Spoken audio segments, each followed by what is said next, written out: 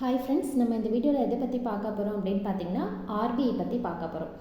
ஆர்பிஐயோட complete function, then repo rate, reverse repo rate, இன்ஃப்ளேஷன்னா என்ன, இன்ஃப்ளேஷன்னா என்ன அப்படிங்கிறத பற்றி தான் நம்ம இந்த வீடியோவில் கம்ப்ளீட்டாக பார்க்க போகிறோம். தென் மணி எப்படி நம்ம நாட்டில் சப்ளை ஆகுது அப்படிங்கிறத பற்றியும் பார்க்க போகிறோம். இப்போது நம்ம டைம் ட்ராவல் பண்ணி 1926க்கு போகிறோம். 1926 பார்த்தீங்கன்னா ஹில்டன் யங் கமிஷன் அப்படின்னு ஒரு கமிஷன் போடுறாங்க. இந்த கமிஷன் ஏன் போடுறாங்க அப்படின்னு பார்த்தீங்கன்னா ஃபுல்லாக மணியை வந்து காமனாக ஒரு இடத்துல இருந்து தான் நம்மளோட நாட்டுக்கு சப்ளை பண்ணணும் அப்படிங்கிறதுக்காக தான் இந்த ஹில்டன் யங் கமிஷன் அப்படிங்கிறது போட்டிருக்காங்க. அந்த கமிஷனை போட்டு பிரிட்டிஷ் கவர்மெண்ட்டுக்கு ஒரு பில் பாஸ் பண்ணுறாங்க. என்ன பில்லுன்னு பார்த்தீங்கன்னா, ஒரு பேங்க்கை வந்து நம்ம ஆர்கனைஸ் பண்ணணும். அந்த பேங்க்லேருந்து தான் நாட்டில் இருக்கிற எல்லா பீப்புள்ஸ்க்கும் மணிங்கிறது சப்ளை ஆகணும் அப்படின்னு சொல்லி ஒரு பில் பாஸ் பண்ணுறாங்க. அந்த பில் பார்த்திங்கன்னா எந்த டைமில் பாஸ் பண்ணுறாங்கன்னா 1931-32 அந்த சமயத்தில் அந்த பில்லை பாஸ் பண்ணுறாங்க. அந்த பில் வந்து ஆர்பிஐ ஆக்டாக எப்போ ஆகுதுன்னா 1934 ஆகுது. அதாவது ஒரு குழு ஃபார்ம் பண்ணணும் அப்படின்னு சொல்கிறாங்க. அந்த குழுவுக்கு வந்து ஆர்பிஐன்னு கூட நீங்கள் பேர் வச்சுக்கலாம் அப்படின்னே சொல்கிறாங்க. ஸோ ஆர்பிஐன்னு 1934 ஒரு ஆக்ட் போடுறாங்க. அந்த ஆக்ட் படி 1935 ஆர்பிஐ ஸ்டார்ட் பண்ணிடுறாங்க. எங்கே ஸ்டார்ட் பண்ணுறாங்கன்னா கல்கட்டாவில் ஸ்டார்ட் பண்ணுறாங்க. ஹெட் குவார்ட்டர்ஸ் அப்போ கல்கட்டாவில் தான் இருக்குது. தென் 1937 கல்கட்டாவில் இருக்கிற ஹெட் குவார்ட்டர்ஸை மும்பைக்கு சேஞ்ச் பண்ணிடுறாங்க. 1935 மணியை பிரிண்ட் பண்ணுறாங்க. மணியை பிரிண்ட் பண்ணி சும்மாலாம் மணியை நீங்கள் வச்சுக்கோங்க அப்படிங்கிற மாதிரிலாம் கொடுக்க மாட்டாங்க. அது ஒரு கடனாக ஆர்பிஐ கிட்டேருந்து மற்ற பேங்க்ஸ்க்கு போகும், மற்ற பேங்க்லேருந்து பீப்புள்ஸ்க்கு வரும். இப்படி தான் நான் ஒரு வேலைக்கு போகிறேன், அங்கே 1000 ரூபாய் எனக்கு கிடச்சிதுங்கிறது வந்து பாயிண்ட் கிடையாது. மணி வந்து கடனாக மட்டும்தான் அது சப்ளை ஆகும். இன்னும் ஃப்யூச்சர் வீடியோஸில் நான் அது எல்லாமே உங்களுக்கு டீட்டெயிலாக சொல்கிறேன். இந்த வீடியோவில் நான் உங்களுக்கு ஆர்பிஐ பற்றியும் ஆர்பிஐயோட ஃபங்க்ஷன்ஸ் என்ன அப்படிங்கிறத பற்றியுமே நான் உங்களுக்கு டீட்டெயிலாக சொல்கிறேன். நம்ம சேனலை ரெகுலராக ஃபாலோ பண்ணுறீங்க அப்படின்னா இந்த மாதிரி யூஸ்ஃபுல்லான நாலேஜ் எல்லாமே நீங்கள் தெரிஞ்சுக்கலாம். தென் நம்ம ஆர்பிஐயோட ஃபங்க்ஷன்ஸ்குள்ளே இப்போ போகலாம். அதே மாதிரி 1938 மணியை பிரிண்ட் பண்ணும்போது ஆர்பிஐ வந்து ஒரு கவர்மெண்ட் பேங்க்கா கவர்மெண்ட்டோட தான் அப்படின்னு கேட்டால் இல்லை. அப்போ வந்து நிறைய ஷேர் ஹோல்டர்ஸ் சேர்ந்து தான் இந்த 1938 மணி பிரிண்ட் பண்ணியிருக்காங்க. ஆஃப்டர் இண்டிபெண்டன்ஸ் 1945 தான் இது வந்து நேஷ்னலைஸ் ஆகிருக்கு. பேங்கிங் ரெகுலேஷன் ஆக்ட் படி ஒரு கவர்னர், 4 டெப்டி கவர்னர் இருப்பாங்க ஆர்பிஐயில். தென் பிஃபோர் இண்டிபெண்டன்ஸ் ஆர்பிஐயோட கவர்னர் யாருன்னு பார்த்தீங்கன்னா ஓஸ்மோட் ஸ்மித். ஆஃப்டர் இண்டிபெண்டன்ட் வந்து சிடி தேஷ்முக். இப்போ கரண்ட்டாக ஆர்பிஐயோட கவர்னர் யாருன்னு பார்த்தீங்கன்னா சஞ்சய் முல்கோத்ரா அப்படிங்கிறவர் தான் ஆர்பிஐயோட கவர்னர். ஆர்பிஐயோட ஃபங்க்ஷன்ஸ் என்ன அப்படின்னு பார்த்தீங்கன்னா மணியை எப்படி சப்ளை பண்ணுறது, தென் பேங்க் இப்போ வந்து ஆர்பிஐ அப்ரூவல் கொடுத்தா மட்டும்தான் மற்ற பேங்க்ஸ் எல்லாமே ஸ்டார்ட் பண்ண முடியும். ஸோ பேங்கிங் லைசன்ஸ், இப்போ நம்ம ஒரு பேங்க் ஸ்டார்ட் பண்ணோம் அப்படின்னா அதுக்கு ஆர்பிஐ வந்து லைசன்ஸ் கொடுக்கணும். Then government of agent, RBI வந்து கவர்மெண்ட் ஆஃப் ஏஜென்ட்னு சொல்லுவாங்க. ஏன்னா ஆர்பிஐயோட ஓனர் யாருன்னு பார்த்தீங்கன்னா கவர்மெண்ட் தான். தென் பேங்கர்ஸ் டு பேங்க்கோட ஒரு சேஃப்டி கைடன்ஸ் யாருன்னு பார்த்தீங்கன்னா ஆர்பிஐ தான். அப்புறம் lender of last resort, RBI வந்து லெண்டர் ஆஃப் லாஸ்ட் ரெசார்ட்னு சொல்லுவாங்க. ஏன் சொல்லுவாங்க அப்படின்னு பார்த்தீங்கன்னா கடைசி நிலை ஈவோன் அப்படின்னு சொல்லுவாங்க. இப்போ ஒரு பேங்க் வந்து சப்ஜி ஆக போகுது, எல்லாருக்கும் கடன் கொடுத்து பேங்க் நஷ்டத்தில் போயிடுச்சு, பேங்க்கை மூட போகிறாங்க அப்படின்னா பேங்க்கு போயிட்டு, இப்போ ஒரு இந்தியன் பேங்க்கோ ஒரு கனரா பேங்க்கோ அந்த பேங்க்கு போயிட்டு நேராக ஆர்பிஐ கிட்ட தான் கடன் கேட்கும். ஆர்பிஐ நீங்கள் கடன் கொடுத்து நீங்கள் ஏமாந்துட்டீங்க அப்படின்னா நான் உங்களுக்கு கடன் கொடுக்கணுமா அப்படிங்கிறது ஆர்பிஐ கேட்க மாட்டாங்க. ஆர்பிஐ பணம் கொடுப்பாங்க. ஆர்பிஐ ஏன் பணம் கொடுப்பாங்க அப்படிங்கிறதுக்குமே ஒரு கான்செப்ட் இருக்குது. அதுவுமே நம்ம ஃப்யூச்சர் வீடியோவில் சொல்லுவோம். ஆர்பிஐ கிட்டேருந்து பணம் வாங்கி தான் பேங்க் அகைன் ரன் பண்ணுவாங்க. தென் மேனேஜிங் ஆஃப் கேட்வே, பேமெண்ட்டை வந்து ஆர்பிஐ தான் மேனேஜ் பண்ணும். நாட்டில் இந்த அளவுக்கு பணம் சர்க்குலேஷனில் இருக்கா, பணம் வந்து மக்கள்கிட்ட போகிறதுக்கும் ஆர்பிஐ தான் காரணமாக இருக்கும், மக்கள்கிட்ட பணம் இல்லாமல் இருக்கிறதுக்குமே ஆர்பிஐ தான் காரணமாக இருக்கும். அப்புறம் ஆர்பிஐ கஸ்டோடியன் ஆஃப் ஃபாரின் எக்ஸ்சேஞ்சுன்னு சொல்லுவாங்க. ஏன் ஃபாரின் எக்ஸ்சேஞ்சுன்னு சொல்லுவாங்கன்னா ஆர்பிஐ கிட்ட நிறைய டாலர்ஸ் இருக்கும். டாலர் வந்து இன்டர்நேஷ்னல் கரன்சி. இப்போ வந்து ஒரு ஃபார் எக்ஸாம்பிளுக்கு எந்த நாட்டில் பார்த்தாலுமே எந்த நாட்டில் டாலர்ஸ் அதிகமாக இருக்கோ அந்த நாடு தான் பணக்கார நாடுன்னு சொல்லுவாங்க. ஸோ நம்ம இன்டர்நேஷ்னல் கரன்சி அமெரிக்காவோட டாலர் எப்படி இந்தியாவுக்குள்ளே வரும் அப்படின்னு பார்த்தீங்கன்னா ஃபாரினர்ஸ் இப்போ யாருன்னா நமக்கு டூர் வராங்க அப்படின்னா டூர் மூலிமா டாலர்ஸ் நமக்கு உள்ளே வரும்.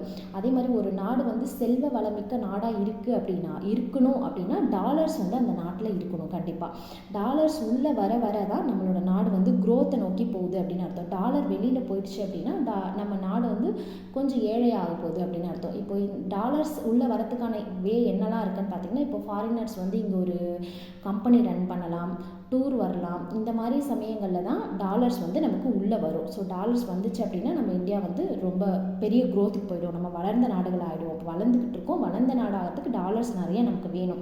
ஸோ அப்படி டூரும் வரல, ஃபாரினர்ஸ் யாரும் வந்து இங்கே கம்பெனியும் ஸ்டார்ட் பண்ணல அப்படின்னா நம்ம வந்து எக்ஸ்போர்ட் பண்ணணும். எக்ஸ்போர்ட்டும் நமக்கு பண்ணல. நம்மக்கிட்ட ஃபாரினர்ஸ் எதுவுமே வாங்கலை, உங்கள்கிட்ட அரிசி பருப்பு இந்த மாதிரி எதுவுமே வேண்டாம் அப்படின்னு ஃபாரினர்ஸ் சொல்கிறாங்க அப்படின்னாலும் நம்ம நாடு வந்து கஷ்டத்தில் தான் இருக்குது அப்படின்னு அர்த்தம். இப்போ நம்மக்கிட்டேருந்து பொருட்கள் வெளியில் போகணும். நம்ம எக்ஸ்போர்ட் பண்ணால் நமக்கு டாலர் வரும். ஃபாரினர்ஸ் இங்கே வந்தால் நமக்கு டாலர் வரும். ஸோ டாலர் தான் ஃபஸ்ட்டு மெயின் திங். நம்ம நாடு வளரணும் அப்படின்னா அதுதான் ஃபஸ்ட்டு மூல காரணம். அப்படி அதெல்லாம் இல்லாத நம்மக்கிட்ட டாலர் ஆனால் இருப்பு இருக்கணும் அப்படின்னா ஆர்பிஐ வந்து பணம் கொடுத்து டாலரை வாங்கி வச்சுப்பாங்க. இந்த மாதிரி வேஸ்லாம் நமக்கு டாலர் வரும். ரெகுலேட்டர் ஆஃப் எக்கனாமியை வந்து இன்ஃப்ளேஷன், டிஃப்ளேஷன் இதெல்லாமே கண்ட்ரோல் பண்ணுறது ஆர்பிஐயோட வேலை. தென் மேனேஜிங் கவர்மெண்ட் செக்யூரிட்டி. ஆர்பிஐ வந்து கவர்மெண்ட் ப்ராப்பர்ட்டிஸ் எல்லாமே அவங்க பாதுகாத்து வச்சுருப்பாங்க. கவர்மெண்ட் செக்யூரிட்டி எப்படி பேங்க்குக்கு போகும் இதுவுமே நம்ம ஃபியூச்சர் வீடியோவில் இப்போ சொல்ல போகிறோம். தென் இதுக்கப்புறம் பார்த்திங்கன்னா ரெப்போ ரேட் அப்படின்னா என்ன நான் உங்களுக்கு சொல்கிறேன். ரெப்போ ரேட் அப்படிங்கிற ஒரு விஷயம் வந்து பார்த்திங்கன்னா மானிட்டரி பாலிசி பணக்கொள்கையில் வரும். ரெப்போ ரேட்டுங்கிறது இப்போ வந்து 3 விஷயம். ஆர்பிஐ இருக்குது, பேங்க் இருக்குது, பீப்புள்ஸ் இருக்காங்க. ஆர்பிஐ கிட்டேருந்து பணம் பேங்க்குக்கு போகும், பேங்க்குக்கிட்டேருந்து பணம் பீப்புள்ஸ்க்கு போகும். அது எப்படி போகும் அப்படின்னா சும்மாலாம் ஆர்பிஐ பணம் கொடுக்க மாட்டாங்க. நான் ஒரு 3% வட்டிக்கு பணம் தரேன் அப்படின்னு ஆர்பிஐ ஒரு அனௌன்ஸ்மெண்ட் கொடுக்குறாங்க அப்படின்னா பேங்க் என்ன நினைப்பாங்க, ஆர்பிஐ கீழே உள்ள பேங்க்ஸ் 3% வட்டிக்கு ஆர்பிஐ வந்து நமக்கு பணம் கொடுக்குறாங்க, நம்ம எல்லோரும் போய் பணத்தை வாங்கிக்கலாம் அப்படின்னு சொல்லி அவங்க ஒரு சர்டைன் அமௌண்ட்டை வாங்குவாங்க 3% வட்டிக்கு. அதை பேங்க்கு பீப்புள் கிட்ட கொடுப்பாங்க. பீப்புள்ஸும் போய் கம்மி வட்டிக்கு பேங்க்கில் பணம் தராங்க அப்படின்னு சொல்லி எல்லோரும் பணம் வாங்குவோம். பணம் வாங்கி நம்ம நிறைய கையில் பணம் வச்சுருப்போம். பொருட்கள் என்ன வாங்கலாம் அப்படின்னு யோசிப்போம். இப்போ வாஷிங் மிஷின் வாங்கலாமா, டிவி வாங்கலாமா, ஜுவல்ஸ் வாங்கலாமா அப்படின்னு நிறைய யோசிப்போம். பணம் வந்து இப்போ 10 பேர்கிட்ட இருக்குன்னா பொருள் வந்து அங்கே 5 தான் இருக்குன்னு அர்த்தம். 5 வாஷிங் மிஷின் தான் இருக்குது. பட் ஆனால் அதை வாங்குறதுக்கான ஆட்கள் 10 பேர் இருக்காங்க. 10 பேர்கிட்டையுமே பணம் இருக்குது அப்படின்னா வாஷிங் மிஷின் 5 தானே இருக்குது. ஸோ வந்து உடனே வாஷிங் மிஷினை திடீர்னு மேனுஃபேக்சரிங் பண்ணுவாங்களா, பண்ண மாட்டாங்க. என்ன பண்ணுவாங்கன்னா வாஷிங் மிஷினோட ரேட்டை ஏற்றிடுவாங்க. இதுதான் இன்ஃப்ளேஷன் பேர். இப்போ வந்து சன் டிவி நியூஸ் பார்த்துட்ருக்கோம்.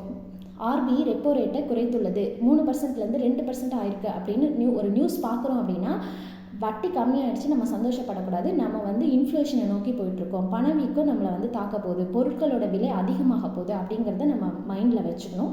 ஸோ அந்த டைமுக்கு நம்மக்கிட்ட இருக்கிற காசை வச்சு நம்ம என்ன வாங்கி வச்சுக்க முடியுமோ அதை வாங்கி வச்சுக்கணும். இதுதான் ரெப்போ ரேட்டோட மெயின் கான்செப்ட். இதே ஆர்பிஐ வந்து ஐயோ மக்கள்கிட்ட நிறைய பணம் இருக்கா, அப்போ வந்து இன்ஃப்ளேஷன் நோக்கி மக்கள் போயிட்டுருக்காங்க அப்படின்னு நினச்சி ரெப்போ ரேட்டை இன்க்ரீஸ் பண்ணிச்சு அப்படின்னா பணவீக்கம் வந்து கம்மியாகும். 3 விஷயந்தான். பேங்க்கு, பீப்புள், ஆர்பிஐ பேங்க்குக்கு கொடுக்குற பணத்துக்கு வட்டி வாங்குகிற வட்டி வந்து ரெப்போ ரேட். அதுக்கு பேங்க்கு ஆர்பிஐக்கு என்ன டாக்குமெண்ட்ஸ் கொடுக்கும் அப்படின்னா கவர்மெண்ட் செக்யூரிட்டியை டாக்குமெண்ட்டாக கொடுத்துருக்கோம். பீப்புள் பேங்க்குக்கிட்ட வாங்குகிற கடனுக்கு பீப்புள் என்ன கொடுப்பாங்க, ஜுவல் கொடுப்பாங்க, பட்டா சிட்டா இந்த மாதிரி என்ன இருக்கோ அதை கொடுப்பாங்க. அதுக்கு பீப்புள் கிட்ட பேங்க் வாங்குகிற வட்டி பார்த்திங்கன்னா லெண்டிங் ரேட்டுன்னு சொல்லுவாங்க. RBI, bank, people. Repo rate, lending rate, government security, private செக்யூரிட்டினா பீப்புள்ஸ் பேங்க் கொடுக்கறது, கவர்மெண்ட் செக்யூரிட்டினா பேங்க்கு ஆர்பிஐக்கு கொடுக்கறது. இதில் தான் மணிங்கிற ஒரு விஷயமே நடக்குது. இன்ஃப்ளேஷன் இங்கே தான் ஸ்டார்ட் ஆகுது. அப்போ வந்து நம்ம புரிஞ்சுக்க வேண்டிய ஒரே ஒரு விஷயம், ரெப்போ ரேட்டை ஆர்பிஐ கம்மி பண்ணுறாங்க அப்படின்னா பீப்புள்ஸ் இன்ஃப்ளேஷனை நோக்கி போக போகிறாங்க அப்படின்னு அர்த்தம். ரெப்போ ரேட் கம்மி ஆகுதுன்னா நம்ம கையில் பணம் அதிகமாக இருக்கும், பொருளோட விலை அதிகரிச்சிடும். இதுதான் மெயின் கான்செப்டே. இதை நம்ம புரிஞ்சுக்கிட்டோம் அப்படின்னா ரெப்போ ரேட்டை பற்றி நம்ம நியூஸில் அடிக்கடி பார்ப்போம், என்ன கான்செப்ட்டுங்கிறது நமக்கு தெரியாது. ஸோ இது உங்களுக்கு கண்டிப்பாக யூஸ்ஃபுல்லாக இருக்கும்னு நான் நம்புகிறேன். இதை எப்படி ஆர்பிஐ கண்ட்ரோல் பண்ணுறாங்கங்கிறதுக்கு இன்னொரு விஷயமே இருக்குது. ரிவர்ஸ் ரெப்போ ரேட் என்ன அப்படின்னா பேங்க் நீங்கள் நிறைய பணம் வச்சுருக்கீங்கல்ல அப்படின்னு சொல்லிட்டு ஆர்பிஐ கடன் கேட்கும். பேங்க் நீ கனரா பேங்க், எஸ்பிஐ பேங்க், நீ இவ்வளோ காசு வச்சுருக்கியா, நீ எனக்கு கொஞ்சம் காசை கொடுத்துரு அப்படின்னு சொல்லி ஆர்பிஐ கடனாக வாங்கிக்கும். ஆர்பிஐ கடனாக வாங்கிட்டு அதுக்கு ரிவர்ஸ் ரெப்போ ரேட் 5% நான் வட்டி தரேன், நீங்கள் எல்லோரும் எனக்கு காசை கொடுங்க அப்படின்னு சொல்லி அப்போ பேங்க் என்ன பண்ணும், பீப்புள் கிட்டேருந்து வாங்குகிற பணத்தை இப்போ பீப்புள் போயிட்டு டெபாசிட் பண்ணுற 10,000 பேங்க் வந்து பீப்புளுக்கு வட்டிக்கு கொடுக்காது. அகைன் அதை வந்து பேங்க்கிட்ட கொடுத்துரும், ஆர்பிஐட்ட கொடுத்து அப்போ வந்து மக்கள்கிட்ட இந்த பணம் என்ன ஆகுது, பேங்க்குக்கு போய் பேங்க்கிட்டேருந்து ஆர்பிஐக்கு போயிட்டு ஆர்பிஐ வந்து 5% வட்டி தராங்க. அந்த 5% யாருக்கு தராங்க அப்படின்னா பேங்க்குக்கு கொடுப்பாங்க. பேங்க் அதுக்கு பதிலாக கவர்மெண்ட் செக்யூரிட்டியை ஆர்பிஐ கிட்ட கொடுத்துரும். இதுதான் ரூல்ஸ். மாற்றி சொல்லிட்டேன். ஆர்பிஐ கிட்ட இருக்கிற கவர்மெண்ட் செக்யூரிட்டியை பேங்க்கு கிட்ட கொடுத்து பேங்க் கிட்டேருந்து பணம் வாங்கி ஆர்பிஐ வச்சுக்கும். ஆர்பிஐ வாங்கின பணத்துக்கு 5% வட்டி பேங்க்குக்கு கொடுக்கும்.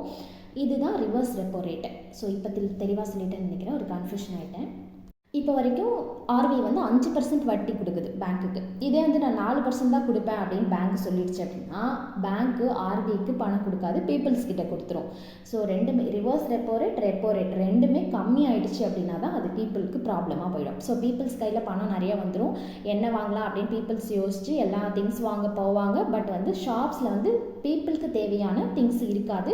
அப்படி இருக்கும்போது உடனே மேனுஃபேக்சரிங் பண்ணுவாங்களா அப்படின்னு கேட்டால் மேனுஃபேக்சரிங் பண்ண மாட்டாங்க. பொருட்களோட விலையை தான் இன்க்ரீஸ் பண்ணுவாங்க. இன்க்ரீஸ் பண்ணும்போது ஆனாலும் பரவாயில்லன்னு பீப்புள் வாங்கிடுவாங்க.